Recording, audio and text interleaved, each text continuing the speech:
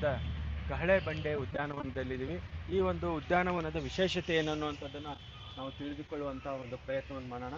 ನಮಗೆಲ್ಲ ಗೊತ್ತಿದೆ, ಕೆಂಪೇಗೌಡರ ಕಾಲದಲ್ಲಿ 1915ನೇ ಇಸ್ವಿನಲ್ಲಿ ಬೆಂಗಳೂರಿನ 4 ಭಾಗಗಳಲ್ಲಿ ಒಂದು ಗಡಿ ಗೋಪುರಗಳನ್ನು ಕಟ್ಟಿಸಿದ್ರು. ಅಂಥ ಒಂದು ಗಡಿ ಗೋಪುರ ಇಲ್ಲೂ ಕೂಡ ಇದೆ. ಇದು ವಿಶಿಷ್ಟವಾದಂಥದ್ದು. ಇಲ್ಲಿರುವಂಥದ್ದು ಕೇವಲ ಬಹಳ ವಿರಳವಾದಂಥ ಸಸ್ಯ ಪ್ರಭೇದಗಳು ಮಾತ್ರ ಅಲ್ಲ, ಬಹಳ ವಿಶಿಷ್ಟವಾದಂಥ ಬಂಡೆಗಳು ಕೂಡ ಇದೆ.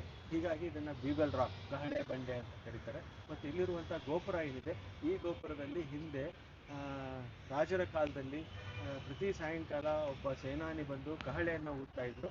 ಆವಾಗ ಇಡೀ ಬೆಂಗಳೂರು ಒಂದು ಸಂದೇಶ ಹೋಗ್ತಾ ಇತ್ತು, ಇಡೀ ಬೆಂಗಳೂರು ಸುರಕ್ಷಿತವಾಗಿದೆ, ಇವತ್ತು ಯಾರು ಕೂಡ ಆತಂಕ ಪಡುವಂಥದ್ದಿಲ್ಲ, ಯಾವ ದಾಳಿಗಳು ಆಗಿಲ್ಲ ಅನ್ನುವಂಥ ಒಂದು ಸಂದೇಶವನ್ನು ಕೊಡುವಂಥ ಒಂದು ಗೋಪುರ ಕೂಡ ಇಲ್ಲಿದೆ.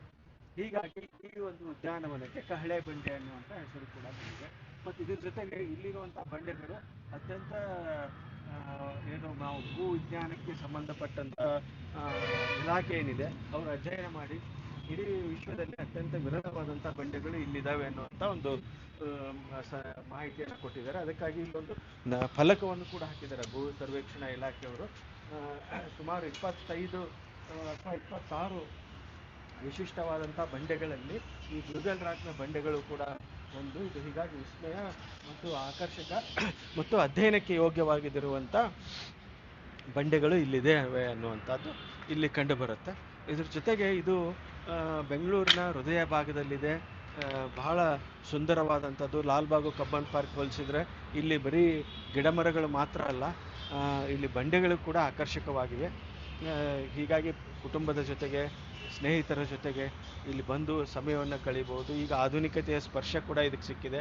ಇಲ್ಲಿ ವಾಕಿಂಗ್ ಪಾತ್ ಅಂತ ಮಾಡಿದ್ದಾರೆ, ವ್ಯಾಯಾಮ ಮಾಡೋದಕ್ಕೆ ವ್ಯವಸ್ಥೆಗಳಿದೆ, ಮತ್ತು ಫೌಂಟೇನ್ಗಳಿದೆ, ಮತ್ತು DVG ಅವರ ಸುಂದರವಾದಂಥ ಒಂದು ಮೂರ್ತಿ ಕೂಡ ಇದೆ, ಒಂದು ಆ್ಯಂಪಿ ಥಿಯೇಟರ್ ಕೂಡ ವ್ಯವಸ್ಥೆ ಇದೆ.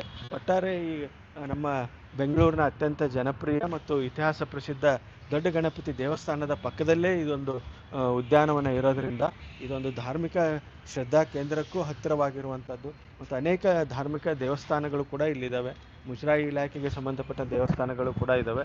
ಎಲ್ಲರೂ ಕೂಡ ಇಲ್ಲಿ ಬಂದಾಗ ಈ ಕಹಳೆ ಬಂಡೆಯನ್ನು ತಾವು ಒಂದು ಸರ್ತಿ ಭೇಟಿ ಕೊಡಿ ಅಂತ ಹೇಳ್ತಾ, ಒಟ್ಟಾರೆ ಈ ಕಹಳೆ ಬಂಡೆ ನಮ್ಮ ಬೆಂಗಳೂರಿನ ಇತಿಹಾಸದ ಅತ್ಯಂತ ಒಂದು ಪ್ರಮುಖ ಭಾಗ ಅನ್ನುವಂಥದ್ದನ್ನು ನಾವೆಲ್ಲರೂ ಕೂಡ ಮರಿಬಾರ್ದು. ಹೀಗಾಗಿ ಬೆಂಗಳೂರಿಗಳು ಮತ್ತು ಬೆಂಗಳೂರಿಗೆ ಬರುವಂಥವರು, ಬೆಂಗಳೂರಿಗೆ ಬೇರೆ ಊರುಗಳಿಂದ, ಬೇರೆ ರಾಜ್ಯಗಳಿಂದ ಅಥವಾ ಬೇರೆ ದೇಶಗಳಿಂದ ಬರುವಂಥವರು ಕೂಡ ತಪ್ಪದೇ ಇದನ್ನು ವೀಕ್ಷಣೆ ಮಾಡಿ ಅಂತ ಹೇಳ್ತಾ ಈ ಒಂದು ವಿಡಿಯೋ ಚಿತ್ರೀಕರಣಕ್ಕೆ ನಾವು ವಿರಾಮವನ್ನು ಹೇಳ್ತಾ ಇದ್ವಿ.